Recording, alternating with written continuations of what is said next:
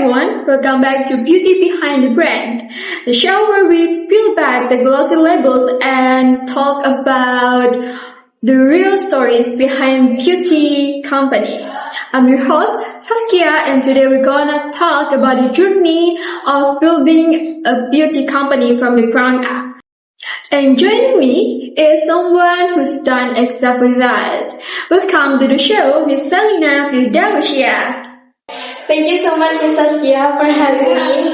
I'm so excited to be here and share a bit of behind the scene magic and also maybe some of chaos too. We love a little chaos. Let's just dive in. So, I always love to start from the very beginning. And what moments when you realize, okay, I'm going to start my own cosmetic brand? Honestly, it started from frustration. I couldn't find any shade that matched my undertone. So I thought, if I'm facing this problem, others must be facing the same as me. So I researching formulation and also learning about the science behind the cosmetics. Even though I just learned it when I was in high school. That's so relatable. So many great brands start with, if it doesn't exist, I'll make it exist mindset. What was the hardest part about starting something in the first place? Everything, but seriously, I was balancing the creativity with logistics. I had so many ideas with packaging, with colors, and also marketing, but it turns here. So I had suppliers, manufacturers, and also funding. It was like juggling 1,000 things with only one hand. Oh, I can imagine. And often people forget how technical the beauty world is. It's not just about picking beauty words, but there's so much regulation, testing, and branding behind the scenes. Exactly. I was made a lot of mistakes early on, such as around packaging choices, the ingredients that didn't want to blend right. Yeah. But every mistake taught me something valuable. Alright, Selina, before we got deeper into the business side, let's have a fun. So, I will ask you some questions and then you just need to say the first thing that comes to your mind. Okay, ready? Okay, I'm definitely ready. Okay, morning or midnight creative session? Definitely the midnight, because that's when the best ideas hit. Okay, and then if Linéve is a song, what would it be? I think it's Golden Hour by Jake, because it's representing about warm, glow, and also a little bit romantic. I love that. Okay, the last one. What beauty rule you love breaking? Usually I use skincare as makeup. Like sometimes I use lip serum instead of lip gloss. Okay. Spoken like a beauty innovator. I love that. I get to know the real Selina. Okay, let's talk about branding. Because Linéve has such a recognizable vibe. Packaging, the tone, even the formula, it all feels consistent. How did you shape that identity? From day one, I wanted to be the brand feels like your best friend hyping you up, not intimidating, like you need this to be beautiful, but you're already amazing. Here's a little sparkle to match that. I love that. It looks empowering instead of impressive. Exactly. And that message carried into everything.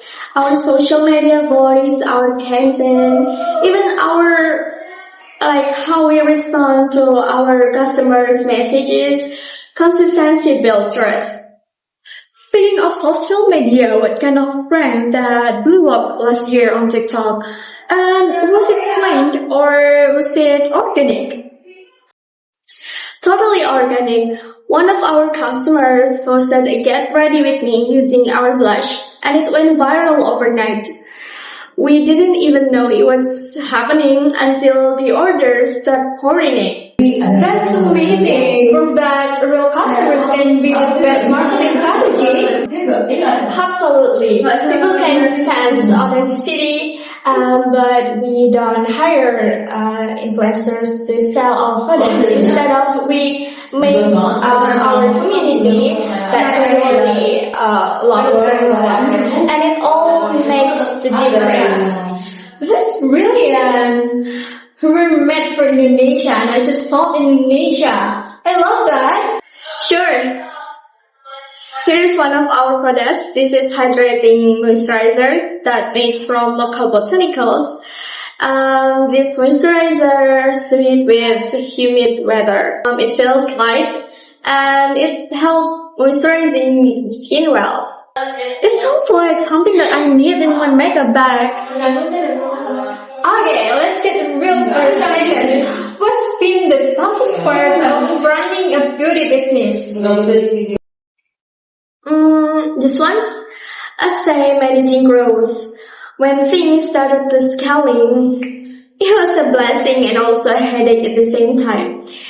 Suddenly, you're not just a founder, you're managing the team, cash flow, inventory, logistics, all while trying to keep the creative spark alive. You're not making products anymore, you're making systems. Running a business always comes with tough decisions.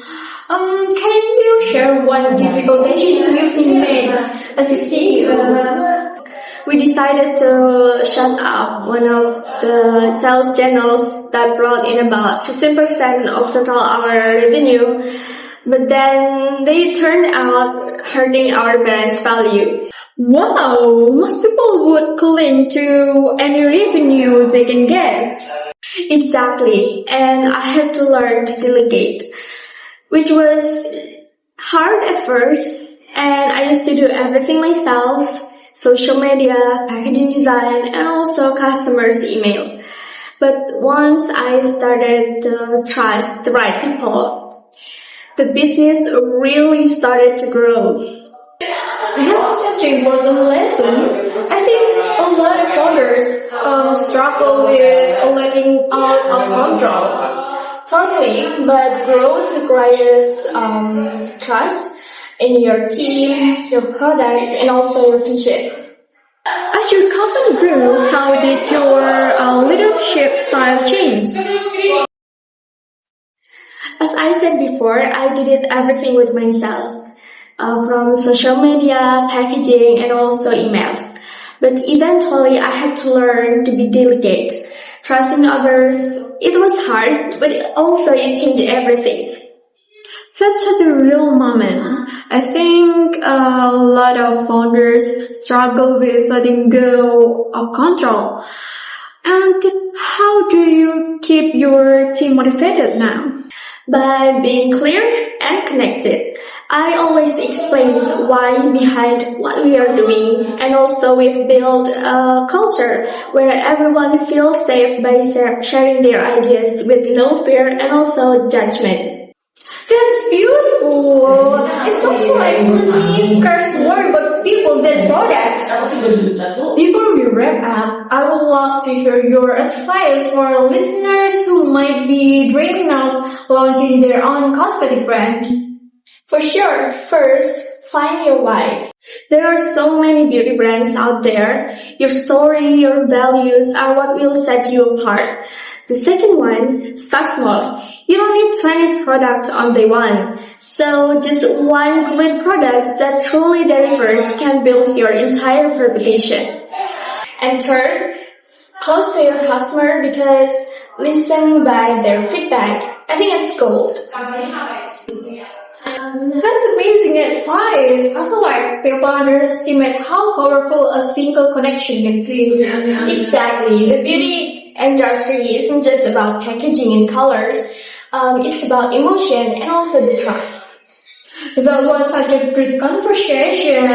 Thank you for sharing your story and wisdom with us today. Thank you, Saskia. That was so fun. And I love chatting the messy and also magical side of building a brand. Messy and magical, that's the perfect summary. And to everyone listening, if you want to check out Linéve, you can find them on TikTok and Instagram. Trust me, your makeup bag will thank you. If you enjoyed this episode, don't forget to follow Beauty Behind the Brand for more inspiring stories like this. Until next time, stay creative, stay confident, and keep loving.